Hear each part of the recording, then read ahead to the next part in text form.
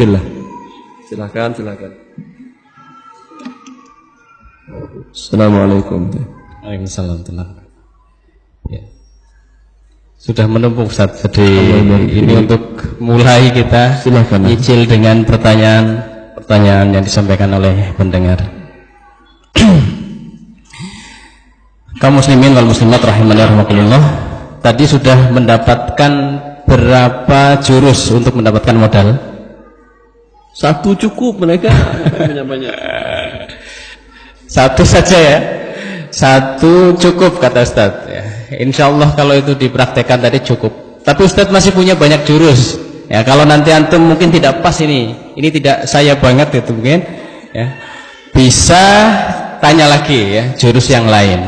Ya, kesempatannya masih ada insya Allah sampai menjelang maghrib.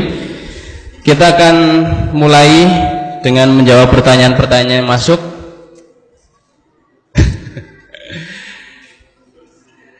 Iya. Yang pertama Ustaz, betul ya. Bagaimana hukumnya di dalam rumah tangga istri bergantung pada nafkah dari suami, hanya suami yang bekerja berarti ya. Tetapi pekerjaan suami ini berbau riba ya. Dia sudah diingatkan, diberi pemahaman tentang riba oleh sang istri, namun belum bisa menerima. Nah, apakah istri ikut menanggung dosa riba dalam hal ini? Nah, ini satu. Mau langsung dijawab atau satu serah antum? Ya. Ikut aja. Tamu ya. Kelihatannya langsung dijawab tapi singkat saja Ustaz. Karena banyak sekali pertanyaan. Silahkan. Ya. Bila Anda memiliki harta yang halal, bilang ke suami, gajimu makan olehmu sendiri. Saya makan dari harta saya yang halal. Jelas? Kan singkat kan ya? Tapi kalau tidak punya Anda harta yang halal, berarti status Anda sebagai anak dan istri adalah fakir miskin. Bagi fakir miskin, harta riba tadi halal. Jelas, ijma' para ulama yang mungkin oleh Nawawi dan Ibnu Taimiyah ya, bahwa harta karena riba ini keluar dari uang orangnya, dia rela. Boleh lah kan? Rela bayar bunganya, rela bayar ininya. Cuman Allah mengharamkannya. Berbeda dengan yang orangnya tidak rela. Kalau orang tidak rela, itu tidak halal untuk fakir miskin. Ya. Jelas, dengan demikian bila Anda tidak mampu, apa boleh buat? Terus ingatkan ini ikut makan. Kalau dia marah, bersabarlah kepada Allah. Kamu bilang riba tapi ikut makan juga. Karena saya nggak punya apa-apa. Kalau saya punya apa-apa, saya makan dari yang halal. Ya. Allah barik. Jelas, insya Allah. Yang kedua, tentang jual beli. A membeli tanah dari pemilik tanah tersebut dengan akad pembayaran nanti dilakukan secara bertahap sesuai dengan kesepakatan. Ya. Kemudian A dalam hatinya niat untuk menjual kembali kepada orang lain setelah nanti tanah itu laku, baru dia melunasi terhadap pemilik pertama, ya, penjual pertama. Bagaimana dengan hukum muamalah seperti ini, Ustaz? Halal. Ini yang saya katakan Abdurrahman Auf tadi. Ya. Anda beli dengan tidak tunai, ini berprogres. Progres mungkin sudah dia bayar DP-nya malah. Tanpa belum bayar DP pun sudah boleh Anda jualkan barang itu. Nah, ini bagus ini daripada Anda jadi tukang broker yang haram. Umpamanya broker yang haram itu dia tidak beli. Tapi kalau Anda ingin yang halal, beli barang, beli tanah tersebut. Saya beli berapa hektar sekian. Emang Anda kuat? Insya Allah. Karena menurut Anda dalam jangka 3-5 hari Anda dapatkan harga di atas itu, dijual cash. Boleh. Ya seperti yang saya katakan seperti tadi. Lihat di grosiran di Tanah Abang, di Senen, pasar-pasar pusat grosiran di Indonesia, tidak ada mereka yang beli cash. Nggak ada. Yang beli cash itu buat konsumtif ya, buat Anda pakai itu cash. Kalau mau kaya jangan cash. Halal. Nah itu kesimpulannya halal, malah ini yang jadi inti solusi tadi Ustadz ya.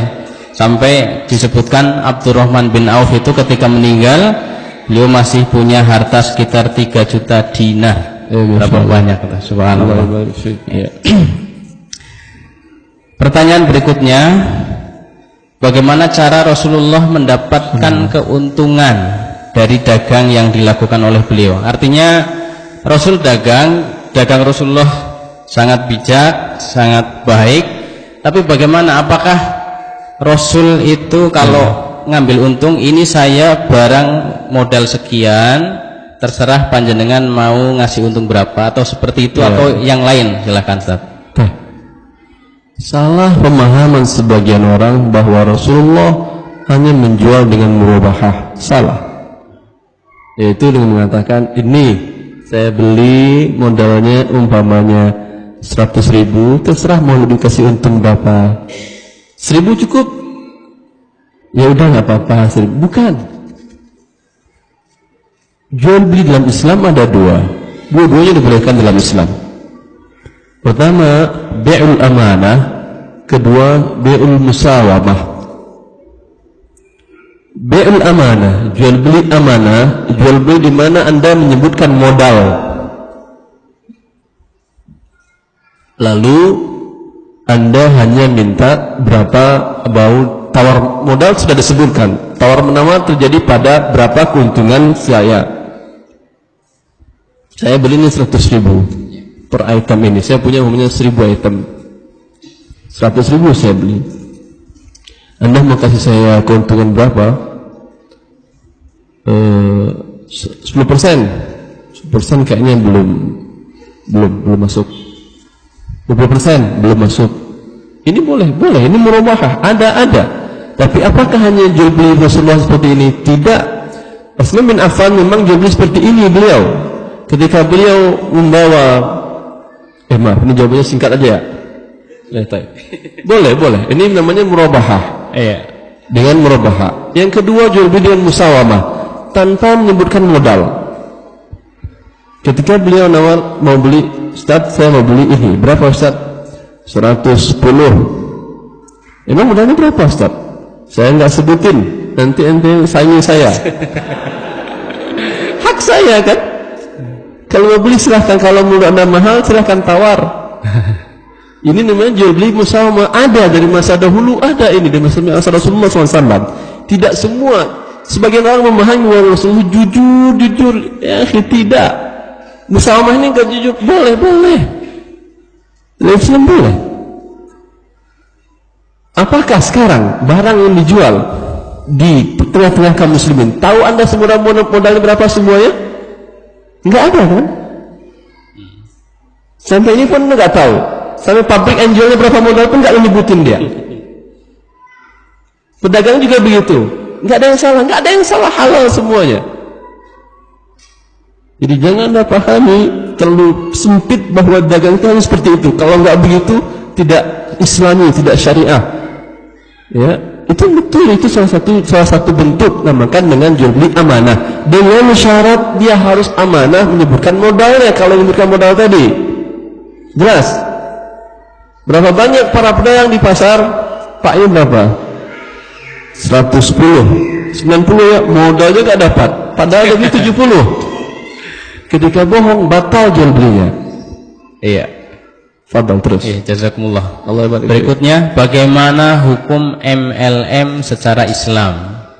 Dan bagaimana hukum umroh dengan harga murah dan antrian berangkat hingga 1 tahun lebih? Satu dulu jawab ya. Yang umroh bukan dengan antrian 1 tahun lebih. Kalau antrian 1 tahun lebih tidak jelas tanggal keberangkatannya, haram. Karena ini salam fil manafi'. Nama akadnya akad salam fil manafi'. Yaitu akad salam di mana uang diserahkan pada waktu akad, kemudian jasa nanti setahun, 2 tahun, 3 tahun. Semakin mundur semakin murah. Ini dari zaman dahulu sudah ada, tapi untuk barang. Ibn Abbas mengatakan, kanu yuslifuna fi thiman li sanatin wa sanatin wa sanawat. Para penduduk Madinah sudah melakukan akad salam untuk selama 1 tahun, 2 tahun, 3 tahun. Artinya sekarang saya beli 1 ton kurma, 1000 sok kurma umpamanya. speknya ini jelas speknya, serah terimanya setahun depan, tanggalnya jelas, perkirakan pada itu terjadi musim panen, harga ini sekarang saya bayar, ya, karena saya bayar cash sekarang pasti lebih murah. Kalau saya terima barang sekarang, uang tahun depan pasti lebih mahal. Dan ini suatu hal yang wajar, sunnah kauniyah yang dibuat oleh Allah. Tidak ada yang salah ini. Yang salah tadi dalilnya jelas. Dan ini bagus. Anda untuk mendapatkan modal lagi, ini modal kedua. Tadi tambah jurus kedua. Ya. Jurus tadi beli, sekarang jual. Kalau tadi Anda belikan dengan hutang kan, sekarang jual dengan hutang. Kamu mau apa? Anda tanya pada pedagang hamanya, saya mau pedagang mangga atau pedagang apa? Pedagang ini ya dah. Tahun ini 9 bulan lagi saya sediakan mangga spek ini, bayar cash sekarang. Bayar cash sekarang. Karena cash sekarang lebih murah bayarnya. Para pedagang mau. Akad salamnya banyak yang mau. Ya. Karena pada waktu itu aman dia dapat barang, sudah terjamin. Cuman kalau dia nggak kenal Anda sebagai pemasok, tentu dia ragu. Taruh aja barang jaminan seperti tadi. Ini uang yang sudah didapatkan cash, mau Anda apain ini? Dibuat tidur? Jangan. Putar dalam jual beli yang cepat.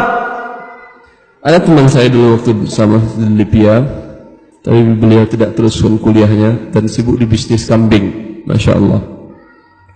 Bisnisnya kambing. Tapi kemudian ada pedagang sapi, jual sapi ke beliau. Karena beliau nggak biasa dengan sapi, dia mengatakan, enggak lah, kata dia. Pedagang sapi tetap ngotot juga, ambil lah nggak apa-apa, bayar tahun depan. Hah? Tahun depan? Kepikir oleh dia. Oh ya udah, tahun depan. Berapa harganya? Dia sebutkan angka 350 juta kalau saya nggak salah. Ya, modal 350 juta dari mana Anda dapatkan? Hah? Segampang ini.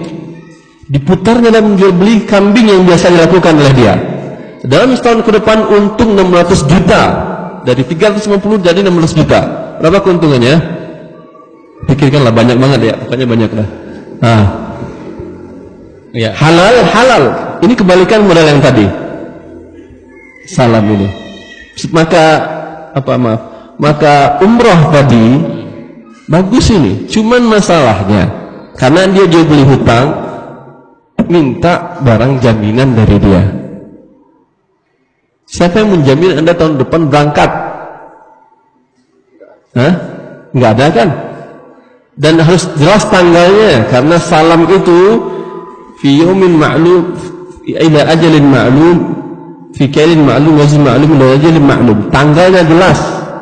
Sama Anda beli tiket. Beli tiket berangkat 5 bulan lagi, per hari ini cash Anda beli tiket pesawat, lebih murah atau lebih mahal? Murah. Itu juga dengan itu.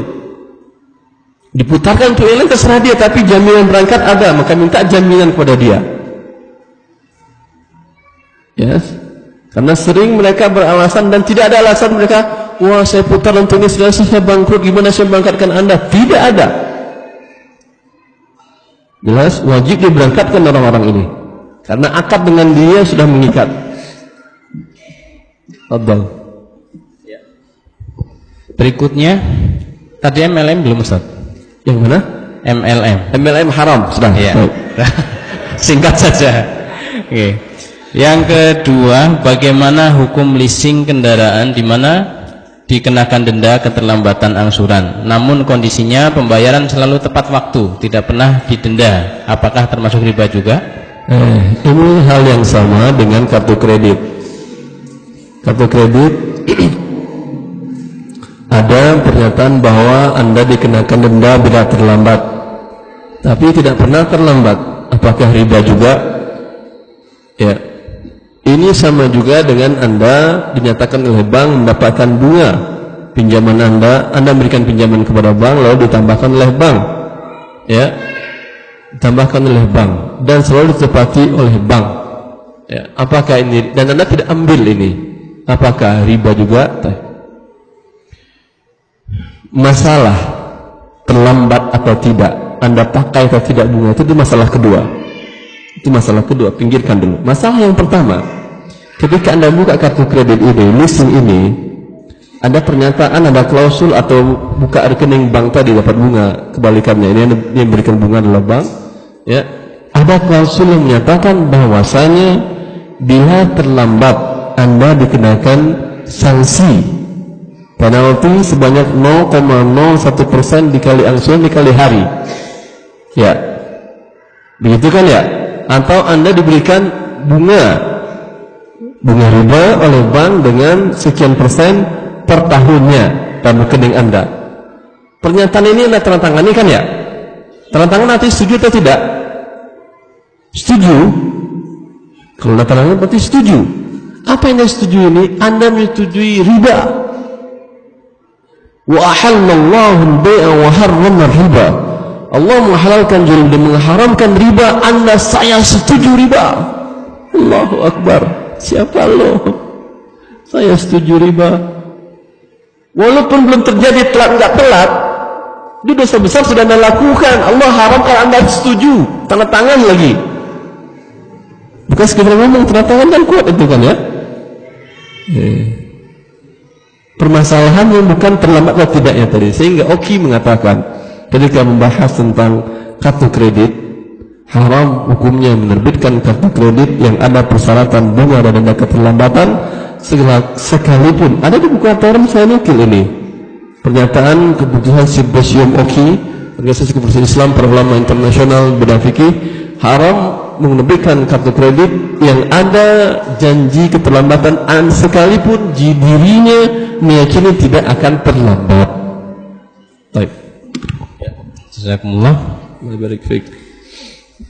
Berikutnya pertanyaan, saya ingin bertanya berapa persenkah ketentuan dalam Islam untuk mengambil keuntungan? Nah ini yang kemudian, bolehkah kita usaha berjualan gambar animasi ini Ustaz? Tapi bagian wajahnya seperti mata dan hidung telah dihapus. Berapa persenkah kita boleh mengambil keuntungan dalam Islam? Tidak ada ketentuan. Jelas? Baik. Yang kedua, cukup yang dari itu tidak ada ketentuan dari harga modal Anda, tapi ada ketentuan dari harga pasar di mana barang itu Anda jualkan. Paham ini? Anda beli barang dari umumnya dari pusat grosiran di Jakarta, Anda bawa ke sini. Di sana barang ini Anda beli per itemnya umpamanya 1 juta. Di sini Anda jual 3 juta. Memang harga pasar di sini 3 juta. Berarti keuntungan berapa tadi? 200%. Halal ini halal. 200% Ustaz? Iya halal. Bukan Ka'ab bin Zubair Al-Bariki, beliau mendapatkan keuntungan dari satu dinar diberikan dari Rasulullah untuk 1 ekor kambing dibeli dia 2 ekor kambing, kemudian 1 kambingnya dijual lagi 1 dinar, untung dia berarti berapa? 100% untuk halal. Karena dijual di tempat yang berbeda. Kalau tempat yang sama tidak boleh. Jelas? Ya. Ya. Kalau dari harga pasar baru ada ketentuan. Tidak boleh lebih tinggi dari itu kecuali dari 1/3 dari harga pasar. Umpamanya di pasar di daerah Pekalongan umpamanya sekitarnya, harga barang ini umpamanya harganya 100.000. Hanya toko Anda saja yang menjual, ada, tapi tentu tidak mesti 100, ada 105, 103, ada 97, ya. Berarti berkisar 100.000. Anda jual 115, ini masih halal. Tapi 30% di atas ini dia tertipu pembelinya. Anda jual 45, wajib Anda jelaskan kepada dia bahwa di sini harganya sih 100.000 berkisar sekian, tapi saya jual 40. Kalau kamu mau silakan beli. Siapa tahu dia mau, karena orang kalau murah dia nggak mau beli terkadang. Iya kan, kalau mahal masya Allah. Ada teman-teman yang berdagang itu, Ustaz, ketika saya jual murah orang kira nggak bermutu barang saya. Barang yang sama saya naikin harganya laku. Alhamdulillah. Iya. Syukran. Berikutnya, kalau bank tadi jelas riba, mungkin banyak yang samar tentang koperasi. Maka ada yang menanyakan bagaimana hukum jasa atau bunga koperasi halalkah? Apa koperasi? Koperasi Biasanya simpan pinjam, Ustaz. Kalau saja bank dunia haram, apakah koperasi Anda jadi halal? Tidak ada bedanya ya, mau itu koperasi, mau itu pribadi, ya, mau itu modern, mau itu jahiliyah. Yang jelas riba diharamkan oleh Allah Subhanahu wa taala. Mereka sering beralasan, Ustaz, beda loh Ustaz. Kalau koperasi kan dari kita, oleh kita, untuk kita. Bagus, argumennya lumayan. Tapi ya, kata saya, siapa ada orang sebodoh ini? Tidak ada orang minjamkan dirinya sendiri, kemudian kasih riba dirinya sendiri. Keuntungan istri Anda nggak ada seperti ini? Tidak ada. Maksud Anda dari kita kan orang lain kan? Iya. Apa bedanya dengan bank ketika itu? Hanya beda kata apa namanya ini? Tagline nama apa namanya? Tagline, beda tagline aja. Kalau bank nggak bilang itu, Anda pakai itu apa inti sama ribanya. Bukankah bank itu juga begitu? Dari kita, bukankah dana Anda itu dipotong oleh bank? Nggak ada bedanya, akhi. Cuma ini bentuk kecil, bentuk mikro, sehingga namanya koperasi. Kalau bentuknya sama dengan bank itu, sama ribanya. Ini cuma riba kelas mikro. Ini riba yang kelas makronya. Dosanya sama besarnya. Allah mengatakan, fa in tubtum falakum ru'usu amwalikum. Jika kalian bertobat, untuk kalian pokok utang kalian saja. Sedikit pun Anda tambahkan ribanya, dosanya sama dan sama-sama riba. Sama-sama dihancurkan oleh Allah. Dan lihatlah, koperasi ini semuanya hancur. Berikutnya, gaji PNS di mana kita tahu sumbernya banyak bercampur dengan harta haram. Bagaimana hukumnya, Ustaz? Baik. Subhanallah. Yang dimaksud dengan kehalalan harta Anda tidak akan ditanya oleh Allah Subhanahu wa taala bahwa Anda adalah karyawan pegawai sebuah pemerintahan. Tahukah Anda pemerintahan itu dapat uang dari mana? Enggak. Oh, berarti Anda berdosa. Dengan yang haram, berarti Anda tidak boleh kerja di sana. Yang penting bagi Anda, karena kalau demikian tidak ada yang bisa hidup. Rasulullah SAW pernahkah bertanya kepada Yahudi, padahal Yahudi dikenal dalam sejarah bahwa mereka lah riba dari mereka dari zaman dulu sampai sekarang. Ya, Allah mengatakan akaluna lisuh, sama'una lilkadhibi akaluna lisuh. Mereka makan harta rishwah. Sogok itu dari Yahudi.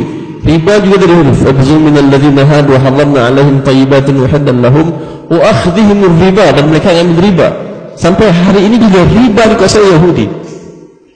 Riba dunia membawa kepada siapa? Yahudi gitu. Salah siapa? Yahudi dia. Sampai per hari ini sunnah kauniyah itu diberi Allah Subhanahu wa taala. Tapi pernahkah Rasulullah bertransaksi dengan Yahudi? Karena pernah Rasulullah kan bertransaksi dengan Yahudi, beli makanan untuk istrinya, beli bakso, beli kuda, masya Allah, beli kuda, beli kuda dari Yahudi. Pernahkah Rasulullah tanya, Yahudi, ini kalian dapatkan dari riba atau bukan? Pernah ada riwayat seperti itu? Tidak ada. Dan kalau diwajibkan, tidak ada satupun yang bisa hidup di dunia ini.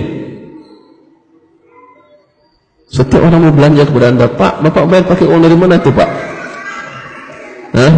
Yang halal atau yang haram? Waduh, saya nggak tahu ya. Coba ceritakan dulu, nanti saya jawab. Anda mau jual atau mengajar?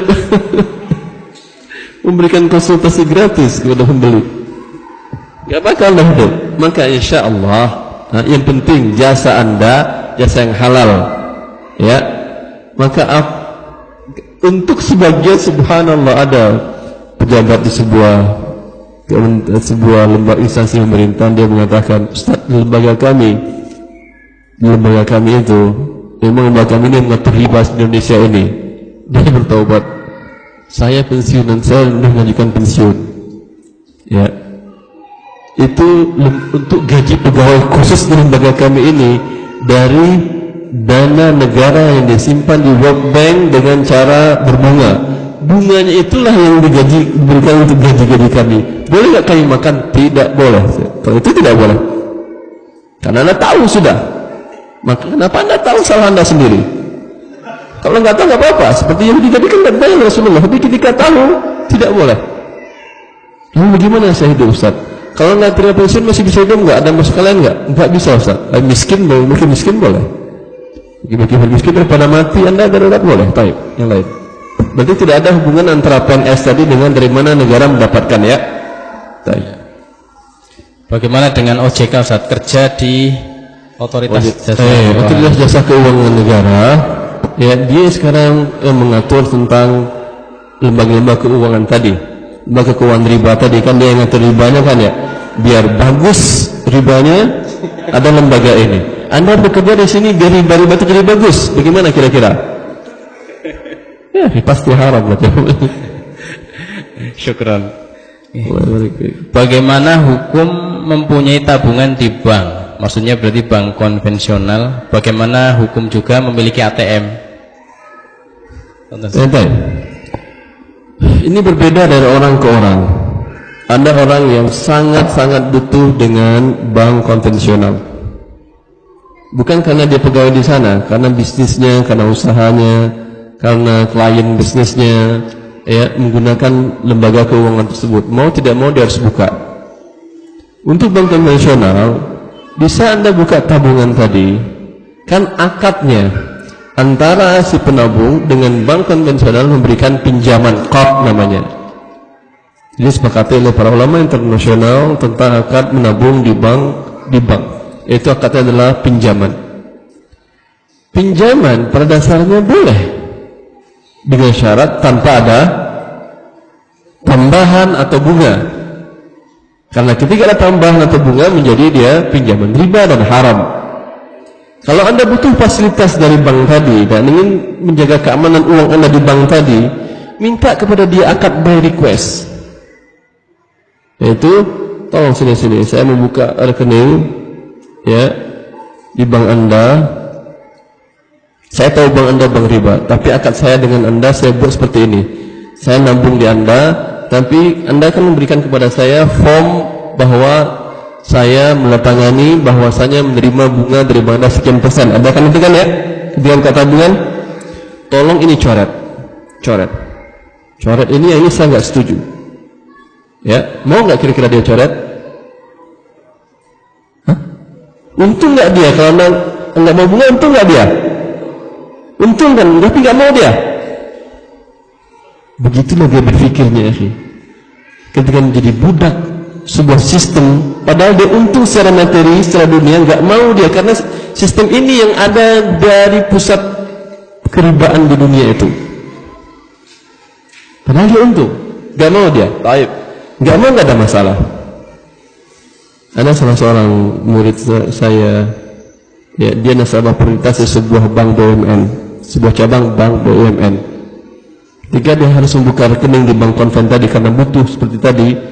Banyak beberapa transaksi transferan yang lainnya yang menggunakan bank ini lebih cepat dan lebih menguntungkan, pokoknya lebih aman. Saya katakan demikian, terus gimana kalau nggak mau Ustaz? Paksa dia itu kan mereka, para tukang bank itu, tukang riba itu kan budak harta. Bila Tuhan yang ente ambil, takut dia itu, dicoba oleh dia. Dia sama prioritas. Nah, sebuah prioritas kan di atas 1 M berarti kan tabungannya kan, depositonya kan. Kalau tidak bisa nggak ada masalah. Saya akan ambil tabungan saya, tutup di sini, saya cari yang bisa. Apa jawaban kepala jawab? Sebentar, hubungin dia. Habis itu satu kepencet, udah pak, udah selesai. Ya tadi nggak bisa, capek saya nego. Sekarang saya mau cabut 1 detik selesai semua urusannya, bisa. Mereka kan Tuhannya uang. Ketika Tuhannya diambil, mau dipindahin ke lain, takut dia sudah. Sekali klak hilang itu persyaratan bunga ribanya.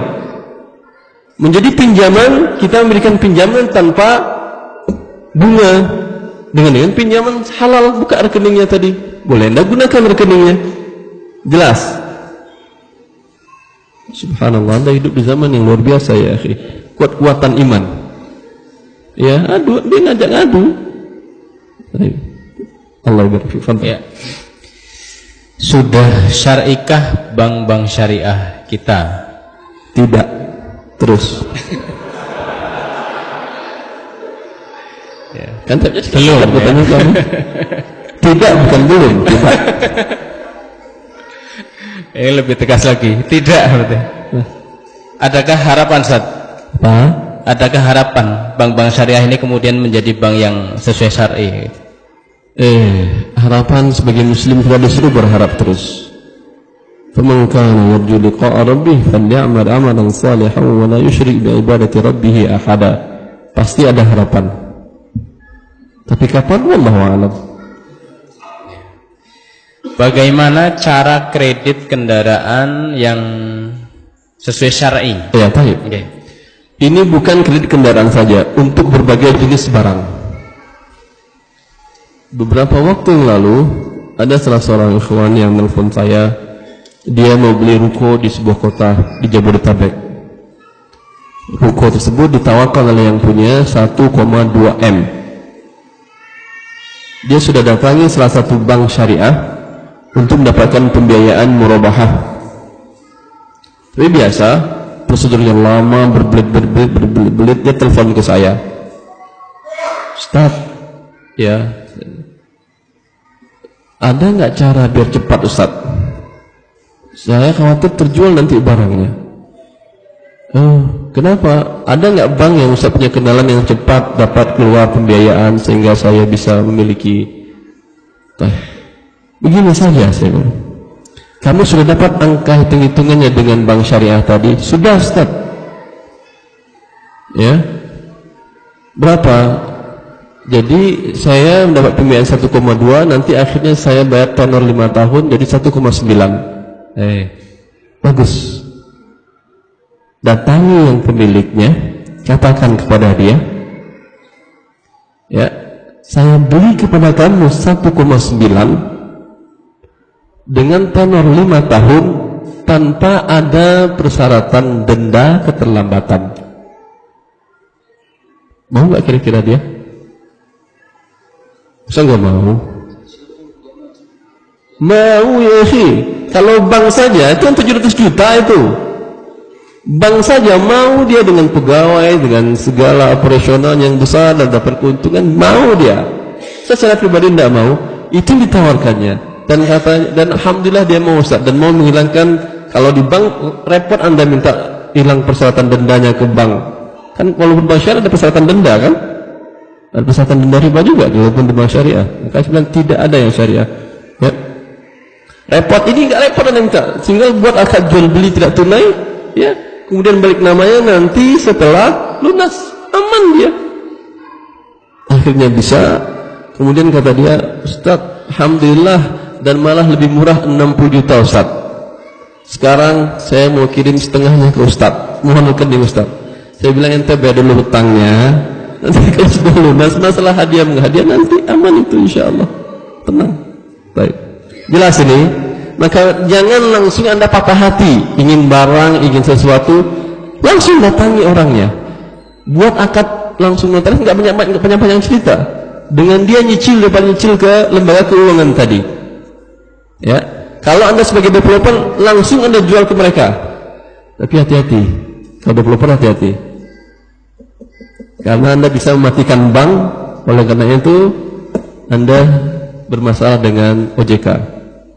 Dalam jumlah yang besar, tapi kalau jumlah kecil, jual 5, jual 10, jual 15 langsung lebih bagus. Ya, ini kan ini apa? Bila ini menjamur, mati lembaga keuangan itu. Iya. Allah barik fiik.